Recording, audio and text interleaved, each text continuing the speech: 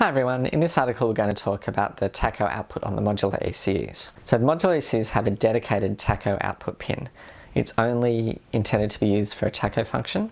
You can't use it as a generic output or any engine synchronous function. There's a small inductor built into the ECU, so this can provide a small flyback voltage for tachos which were designed to be triggered from the ignition coil negative. Because of this, the output is actually internally pulled up to 12 volts, so no external pull-up resistor is necessary. The only setting that's required, and this is to be found in the functions tacho area in the software, is the output frequency. In the majority of cars, the output frequency is the same as the ignition frequency. So for example, on a 4-cylinder 4-stroke engine or a 2-rotor engine, there's normally one pulse on the tacho signal for every 180 degrees of crank rotation, or 2 pulses per crank revolution. And an 8-cylinder will have 4 pulses per crank revolution by the same logic.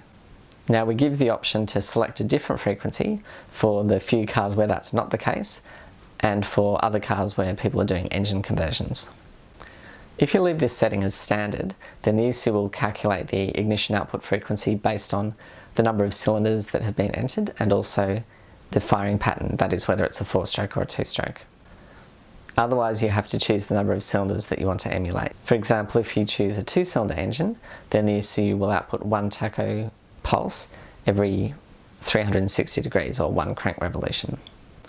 So as an example, if you're installing a JZ or an RB engine into a Silvia chassis or 240SX in America, then you could set the tacho output to be a 4-cylinder, and then the factory tacho would read correctly with the 6-cylinder engine. And exactly the same thing if you're installing a 20B into an FD-RX7. Again, please note that the tacho output is just a variable frequency to drive a tacho. It's not phase locked to the engine in any way in the way that an ignition signal is, for example. Thank you very much.